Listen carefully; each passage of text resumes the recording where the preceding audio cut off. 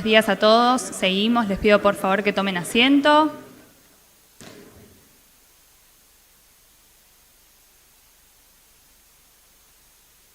Damos comienzo ahora al siguiente bloque de este Congreso Maizar llamado Sembrando Futuro, diálogos sobre el agro y la política. Va a estar moderado este panel por Ángeles Naveira, presidente de Barbechando. La invitamos a subir al escenario, por favor, un fuerte aplauso para ella.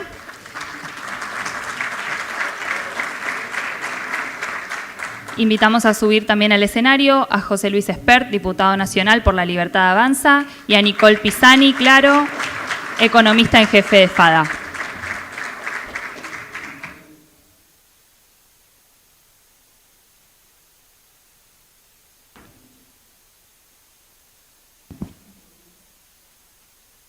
Bueno, muy buenos días a todos. Gracias por estar hoy acá, especialmente José Luis Espert. Sabemos que hoy la vida de los legisladores de la Nación es como un torbellino importante, casi parecido a lo que vivimos en el campo trabajando día a día. Así que la idea es hacerle una propuesta de trabajar junto a Nicole Pisani. Gracias, Nicole, por estar acá, economista en jefe de Fundación FADA, Ángeles Naveira, presidente de Fundación Barbechando, y el diputado José Luis Espert. ¿Qué es lo que vamos a hacer hoy? Primero, los primeros 10 minutos, Nicole nos va a ayudar a entender un poco más lo que es la potencia de la agrobioindustria. Esa palabra de la que poco a poco nos hemos ido enamorando, porque entendemos que esto no es solamente la visión del campo, sino que es mucho más que solo el campo. La presencia hoy de toda esta cantidad de gente que nos acompaña, tener el honor del secretario de Bioeconomía acá sentado con nosotros, diputados nacionales, productores, presidentes de cadenas, presidentes de instituciones, demuestra que estamos listos para empezar el diálogo entre el agro y la política. Este panel se llama Sembrando Futuros y le vamos a pasar la palabra a Nicole para que nos empiece a mostrar un poco de estos números que verdaderamente son apasionantes. Gracias, Nicole.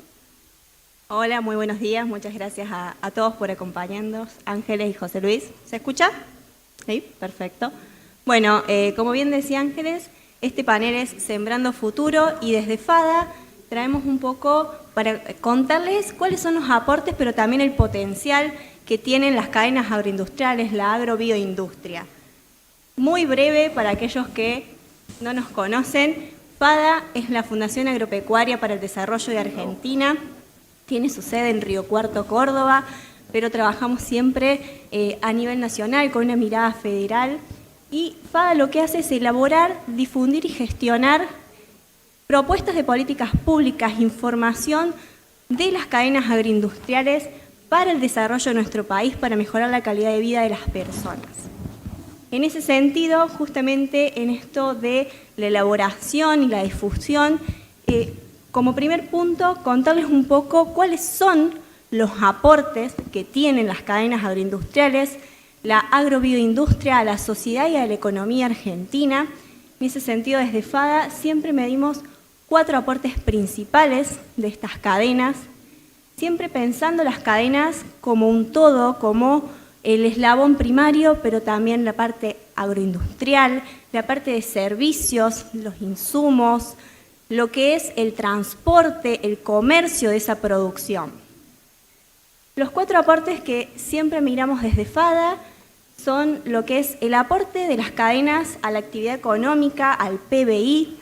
En ese sentido, aportan 1 de cada 4 pesos de actividad económica y esto es central pensando en una mirada a futuro, en este sembrando a futuro, cuál es el potencial también que terminan teniendo las cadenas para hacer crecer esta actividad económica. En exportaciones, bueno, las cadenas generan 7 de cada 10 dólares, el 70, 65%, 70% de las exportaciones y de las divisas que derivan de ello provienen de las cadenas agroindustriales, de granos, de carnes, de lechería, de lo que son las economías regionales. Y siempre destacando que las cadenas aportan dólares genuinos, son, digamos, generadoras de divisas genuinas en el sentido de que exportan más de lo que demandan por importaciones. La generación el aporte en impuestos, 2 de cada 9 pesos de recaudación tributaria, y también la generación de empleo, y acá es un punto central porque es empleo que se da a lo largo y a lo ancho del país, en toda la agrobioindustria, generando 2 de cada 10 puestos de trabajo, que es el 23% del empleo privado nacional. Dicho esto, de estos 4 principales aportes podemos realmente ver la importancia que terminan teniendo las cadenas agroindustriales para nuestro país y el potencial que éstas tienen a futuro. ¿Cuánto podría crecer la producción en Argentina con una mirada a 10 años? Nosotros planteamos que podría incrementarse la producción de granos a 213 millones de toneladas, esto por mayores hectáreas sembradas, pero también mejora en los rendimientos, por avances en la aplicación de tecnología, en la fertilización, en el uso del riego. Y esta producción de granos podría también estar acompañada de una mayor producción en lo que son carnes como bovino, como porcino, en mayor producción de biocombustibles. Todo ello que para lograrlo, y seguramente van a estar charlando Ángeles y José Luis, viene acompañado de políticas necesarias para, digamos, realmente lograr este crecimiento desde las cadenas. Y más allá de este potencial que pueden tener, dimensionar cuánto más podrían llegar a estar aportando, cuán importante es el rol que terminan teniendo para la reactivación económica. Y en ese sentido, medimos los impactos que tiene estas 213 millones de toneladas, que es un crecimiento del 56% de la producción, la mayor producción de carnes, la mayor producción de biocombustibles. Si arrancamos por lo que son la producción de granos, podríamos estar generando 370.000 nuevos puestos de trabajo en las cadenas granarias como trigo, soja, maíz y en todos los eslabones de la producción, ¿no? Primaria, la industria, el comercio, los servicios, el transporte, un poco lo que les decía al inicio de esta mirada de cadenas agroindustriales en todos los eslabones. A su vez, podrían estar aportando a el PBI, un mayor aporte del que hoy se hace a la actividad económica del 5,7%. Hoy las cadenas agroindustriales explican el 23%, 22% del PBI, y con un efecto multiplicador en otros sectores vinculados, como puede ser el mercado de los insumos, que podría crecer hasta los 7.000 millones en 10 años, mayor cantidad de fletes, que en 10 años terminarían siendo más de 3 millones de nuevos fletes, con lo que eso implica también en actividad económica, en los dólares que genera este gasto en fletes, y mayor inversión en maquinarias para la producción, para este crecimiento de la producción. Y en ese sentido, si damos un pasito más, y acá es un punto muy destacado, de que si a estas cadenas de granos sumamos lo que les decía al inicio, de carnes, de biocombustibles, y estamos dejando fuera muchos otros sectores productivos de la agrobioindustria, faltaría, por ejemplo, medir lo que son las economías regionales, pero haciendo hincapié en granos, carnes y en biocombustibles y este potencial de crecimiento, se podría estar generando un aporte adicional a la actividad económica del 7%, se incrementar el aporte de las cadenas y el PBI al 7%, y una generación de empleo de más de 500.000 de puestos de trabajo. Y en ese sentido pasaríamos de los 3.900.000 empleos que hoy generan las cadenas agroindustriales a casi 4,5 millones de puestos de trabajo, y ahí está, digamos, uno de los principales aportes que terminan haciendo las cadenas agroindustriales y este potencial que tienen a futuro. Ya resumiendo, como les decía al principio, todo esto se puede lograr por medio del potencial propio que tiene la agrobioindustria y también del acompañamiento de las políticas necesarias para que esto se concrete a futuro, generando una mayor actividad económica, mayores inversiones, más producción, más de 500.000 de puestos de trabajo y también mayor producción para el mercado interno y para la exportación y la generación de divisas que derivan desde las cadenas agroindustriales. Solo para recordar, 7 de cada 10 dólares de exportación, 1 de cada 4 pesos de actividad económica, 2 de cada 9 puestos de trabajo. Es realmente el aporte que hoy hacen las cadenas y todo el potencial que tienen por delante. Muchísimas gracias.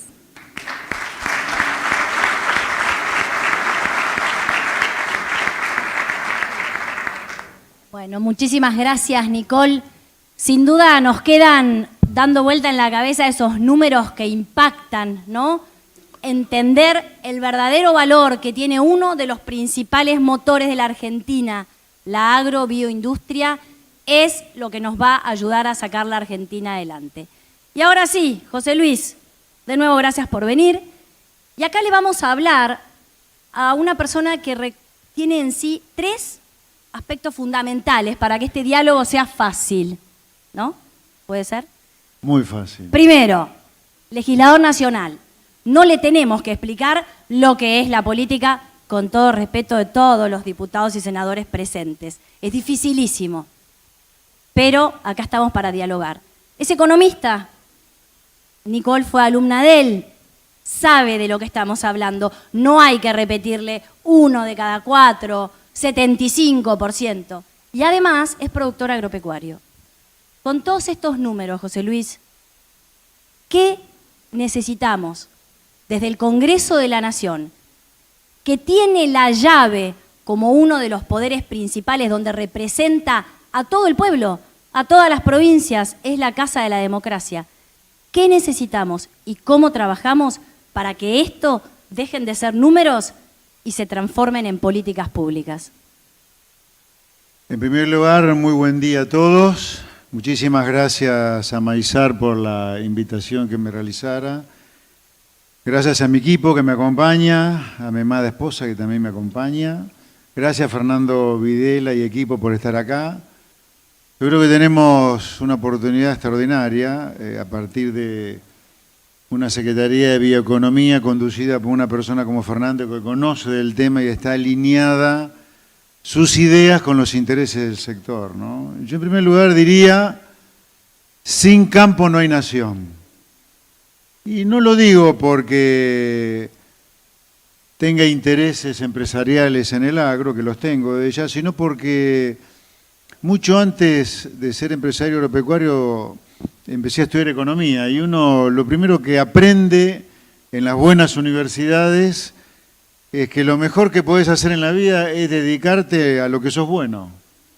O sea, Messi es el mejor jugador de la historia probablemente, pero de fútbol, no es de rugby, no es de básquet, no es de...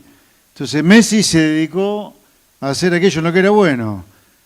Tiger Woods, si no hubiera competido como compitió en el mundo, probablemente seguiría jugando la pelotita de golf en su habitación. Federer, si no hubiera competido y no se hubiera dedicado a lo que era bueno, probablemente todavía seguiría jugando al tenis en el frontón del club de barrio de su Suiza natal. Por eso digo, sin campo no hay nación, porque si la nación argentina no se alinea con los intereses del sector agropecuario, va a seguir siendo una villa miseria, que es el lugar en el cual el maldito kirchnerismo nos dejó.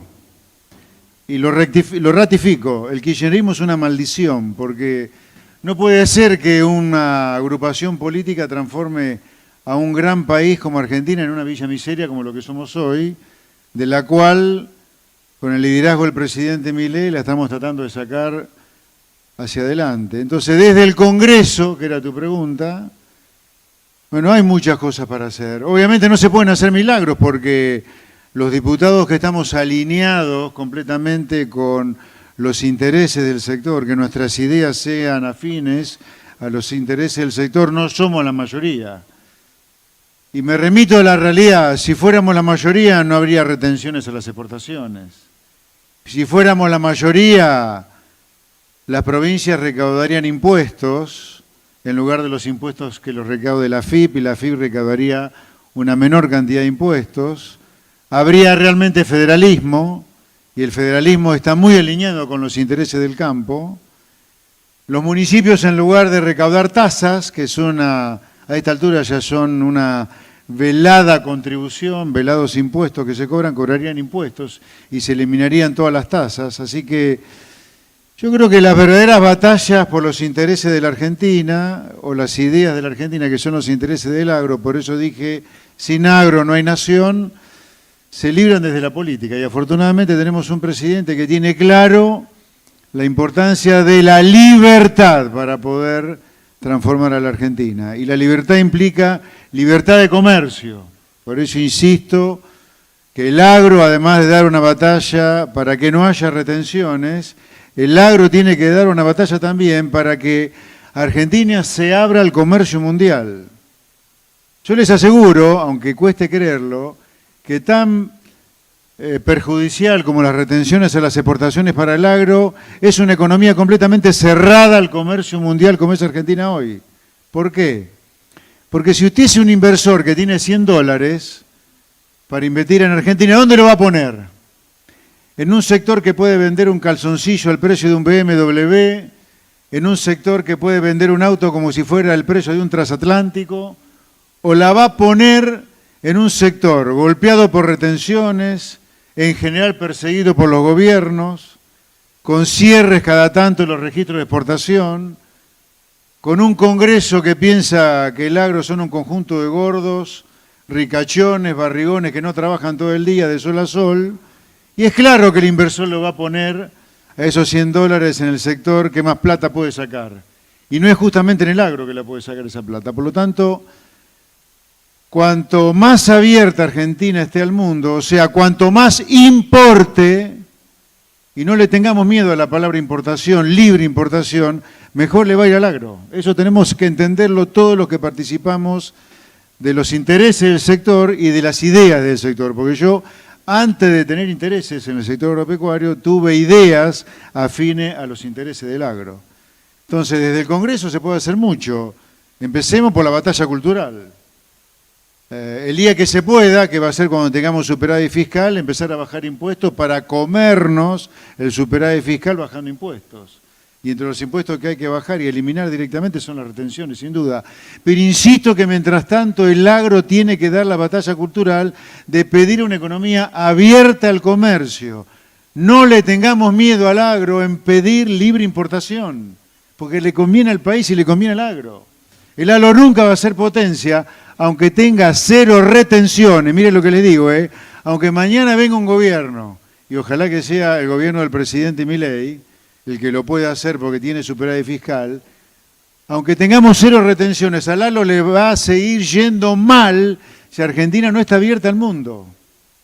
Argentina tiene que derribar sus barreras para importar, para que sea negocio exportar. Nunca va a ser negocio exportar si el negocio es competir con las importaciones. Bien, ahí te tomo 3 cosas que son clave y desde Fundación Barbechando nos van a escuchar siempre, empezando nuestras charlas, pidiendo reglas claras, previsibilidad y no intervención de mercados. Sin duda, se han dado pasos muy importantes hacia la eliminación de cupos, restricciones, fideicomisos, volúmenes de equilibrio. Estamos en el camino correcto, falta mucho. Y ahí agarro el rol del Congreso de la Nación. Todo lo que es una reforma tributaria, que es sin duda la gran pendiente que tenemos en la Argentina, tiene que venir de la mano del Congreso. No podemos permitir que facultades delegadas a un ejecutivo, el que fuere, tomen las decisiones que tiene que tomar el Congreso de la Nación con previsibilidad, reglas claras y dándonos a los argentinos ese mensaje que necesitamos. Nosotros somos, en Barbechando, enamorados del Congreso y así más de uno cree que estamos medio locos, porque nos damos cuenta de la importancia que tienen y necesitamos empoderar al Congreso de la Nación. Necesitamos tener las leyes de la mano del Congreso. Hoy hay una agenda que todo lo tapa, la ley de bases. Si no hablas de ley de bases, estás afuera de todo. Está bien, es una herramienta, el presidente la pidió y la necesita y el Congreso la está trabajando.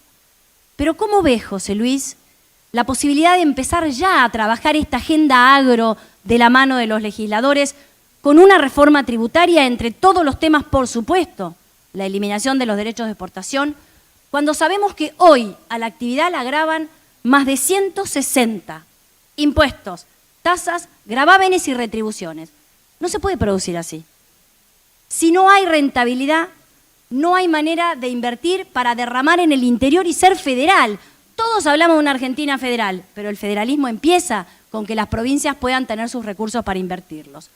La pregunta concreta, ¿cómo hacemos para empezar a trabajar una agenda con estos temas importantes mientras la ley de base sigue su curso? ¿Cómo nos comprometemos desde las instituciones y desde el Congreso para empezar a trabajar esa agenda? Por supuesto, entre ellos, derecho de exportación con reforma tributaria, ley de propiedad intelectual, ley de seguros, ley de buenas prácticas agrícolas. Es enorme el abanico de cosas para empezar a trabajar.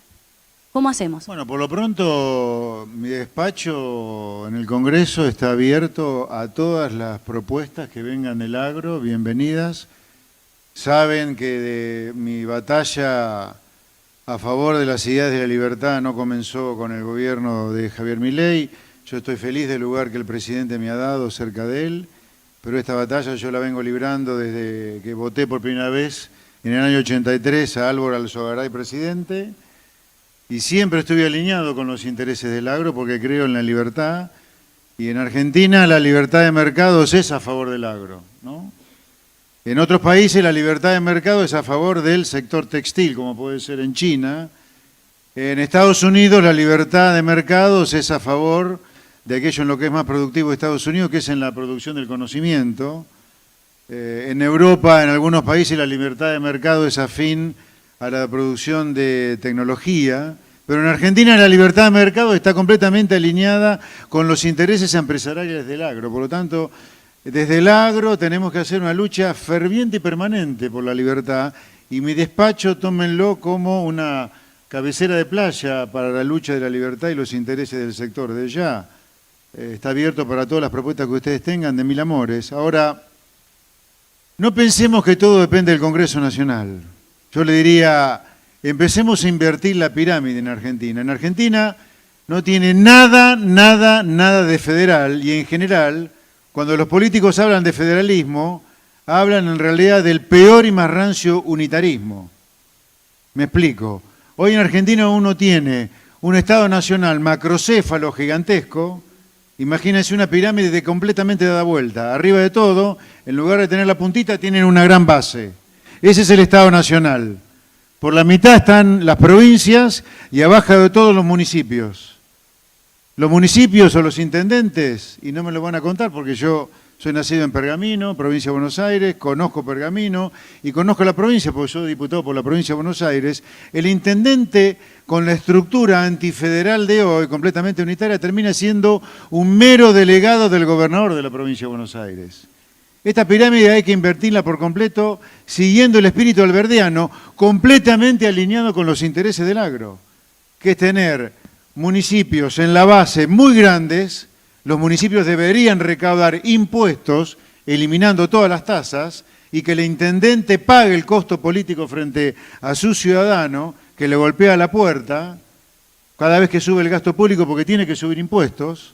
Ahí me han dicho un montón de intendentes del interior productivo que podrían recaudar tranquilamente el inmobiliario rural, eliminando todas las tasas municipales, y coparticipar ellos al gobierno de la provincia. Un escalón un poquito más chiquitito con los municipios, que deberían ser la base de la pirámide, los gobiernos provinciales, y en la puntita, muy chiquitito, el gobierno federal, tal cual lo pensó Alberdi, con alguna potestad de gasto. ¿Qué gastos puede hacer la nación que no puede hacer ni las provincias, los municipios? Y la defensa, la diplomacia, algo de justicia.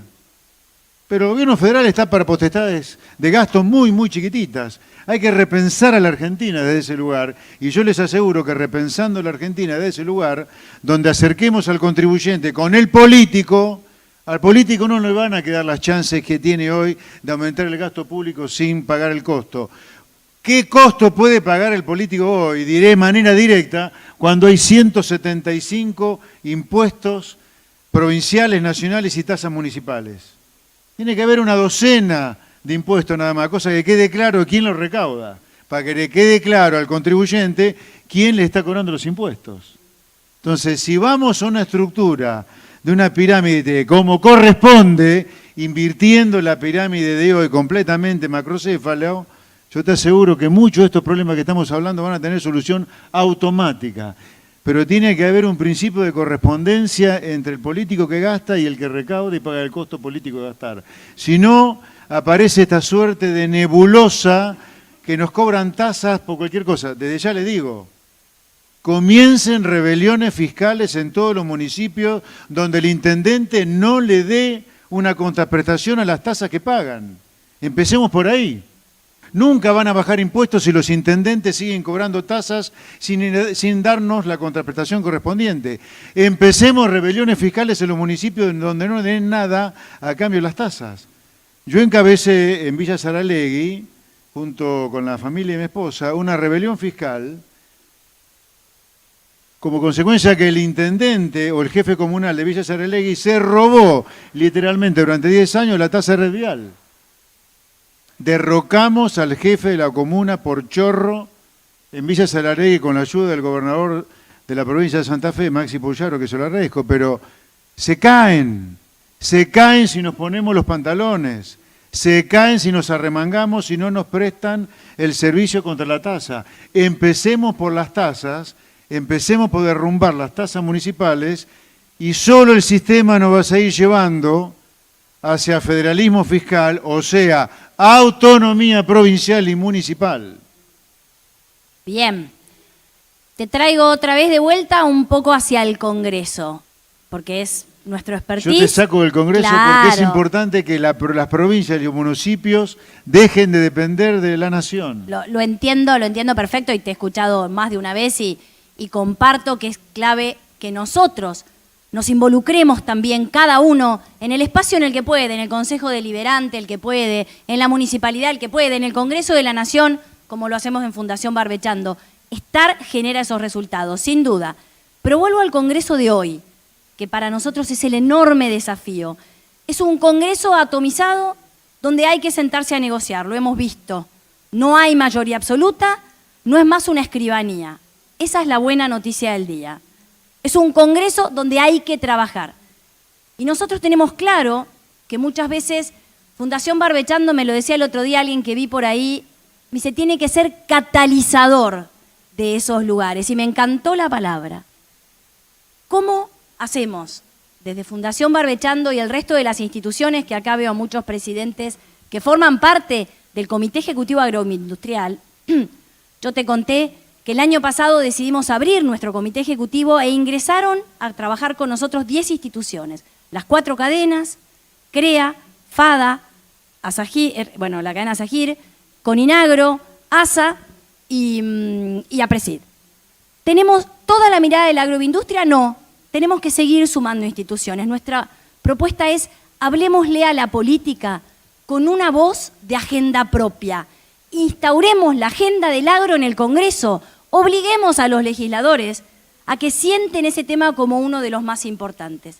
De este lado estamos todos unidos y de este lado invitamos a formar el espacio interpartidario del agro, donde todos los legisladores que sientan y entiendan la importancia de la agroindustria como uno de los motores de la Argentina se sienten a trabajar. La agenda concreta, 5 temas, técnico, asesores, debatamos, demos la discusión. Estamos convencidos, no es igual al modelo de Brasil, pero es tomar muchas de las cosas que tiene hoy el modelo del Congreso de Brasil, que funciona sobre la base de negociación, pero con una buena retaguardia técnica. Vos me lo decías en el caso de Brasil, por ejemplo, el sistema de seguros, ¿no? Por ejemplo, la ley de seguros en Brasil le permitió a Brasil que no tuviera un impacto de 20.000 millones de dólares como nos pasó a nosotros el año pasado en la Argentina. Y no es solo por los 20.000 millones, que es un horror. ¿Cuántos productores todavía están golpeados por eso? Es la crisis social que trae eso atrás. Claro. Miremos toda esa gente que se quedó en la calle y sin laburo porque no teníamos una política de seguro como una alternativa. Mucho para trabajar y que no sea el monotema solo exclusivo impuestos o carga tributaria o derecho de exportación.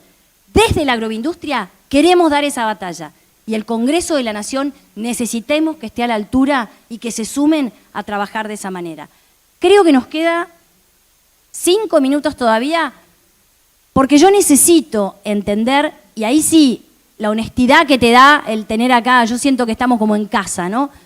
¿Crees posible, José Luis, que en el Congreso nos sentemos todas las fuerzas políticas, dejando los egos de lado, dejando la mirada solo partidista y poniendo por delante la Argentina, con una mano en el corazón? Sí, yo creo que sí, categóricamente sí te diría, y les diría que sí, y que tenemos una oportunidad histórica, histórica, con el presidente Javier Milei. Piensen que es el primer presidente de la historia democrática del 83 para acá, abiertamente liberal. O sea, nunca hemos tenido un presidente que sea más afín a los intereses del agro que el presidente Milei.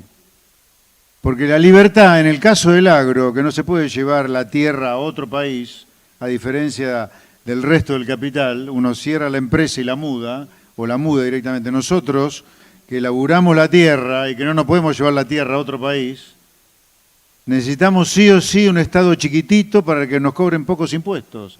Porque nosotros en el agro no tenemos manera de no pagar los impuestos.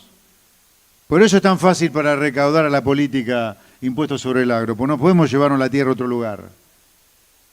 Entonces, un presidente liberal que considera, o un partido liberal con la Libertad Avanza, que considera que la libertad es crítica para el ser humano, parte de la libertad es tener pocos impuestos. Porque no hay libertad sin bajos impuestos. ¿De qué libertad me hablan si los que estamos en blanco, de 12 meses que tiene el año, 6 lo destinamos solo a trabajar para pagar impuestos? Eso no es libertad. Eso es ser un esclavo impositivo. Ahora, para tener la libertad de disponer del fruto de nuestro esfuerzo, tenemos que sí o sí tener un Estado chiquitísimo, que esté solo para aquellas cosas absolutamente esenciales. Por ejemplo, que cuando viene una catástrofe esté para ayudarte. Hablo de la catástrofe que hemos sufrido, como la niña, el niño o la pandemia. El Estado está para eso, justamente para salvar al pueblo de las catástrofes que no puede manejar. Ahora, el Estado no está para el fútbol para todos, para la infinidad de subsidios que da. El Estado está para cuestiones muy puntuales. Y da la casualidad que tener un Estado chiquitito, como implica pocos impuestos, y el agro no tiene manera de zafar de los impuestos que cobran, porque el agro, insisto, no se puede llevar el pedazo de tierra a otro lugar, el agro tiene que pelear por un Estado muy chiquitito, además de una economía completamente abierta. Pero creo que aprovechemos la oportunidad que nos da un gobierno liberal como el del presidente Milei para estar de punta ahí en el Congreso golpeando todas las puertas. Repito, la mía, no sé si la más importante, pero está abierta de par en par para todo lo que el agro quiera trasladar al Congreso, por supuesto. Sin duda, José Luis, como presidente de la Comisión de Presupuesto y de Hacienda, tenés un rol fundamental, porque tenemos que entender que más allá del impacto que puedan tener las leyes sobre la vida de la gente, también entendemos que tienen un impacto en la economía del país y en la necesidad de tener superávit fiscal. Pero el pedido puntual que hacemos es, y no lo digo, ahí sí me corro del Congreso, a la política en general, dejemos de mirar las decisiones solamente como un Excel. Yo como contadora te lo digo, el Excel cierra, pero lo que no cierra es la necesidad de que hoy nos pongamos al hombro todas estas políticas públicas que hacen falta. Pensemos más adelante, pensemos, como decimos en Barbechando, con faros largos, esa mirada que nos obliga a salir hoy de la coyuntura que angustia. Productores que han terminado de tener una seca infernal hoy están enfrentando un monstruo como es la chicharrita y dicen, ¿y dónde la política me cambia mi vida? Y la política tiene que existir para transformarle la vida de la gente. Por eso nosotros decidimos dejar de ser espectadores y estar en la cancha, trabajando con ustedes. Y este compromiso es lo que le pido a los legisladores acá presentes, a que trabajemos en este espacio en el desarrollo de las leyes agroindustriales. Y no tengo duda que si lo hacemos juntos, vamos a conseguirlo. Por eso insisto, aprovechando legisladores muy vinculados al agro, con un Fernando Vilela como secretario de Bioeconomía, bien comprometido con los intereses agropecuarios, y con un presidente como Javier Milei y otros diputados en el Congreso, me parece que tenemos una oportunidad para empezar a mirar el largo plazo de una manera diferente a la pesadilla que veíamos hasta fines del año pasado con el kirchnerismo gobernando, ¿no? Y en ese sentido creo que si vienen batallas políticas muy importantes, ¿no?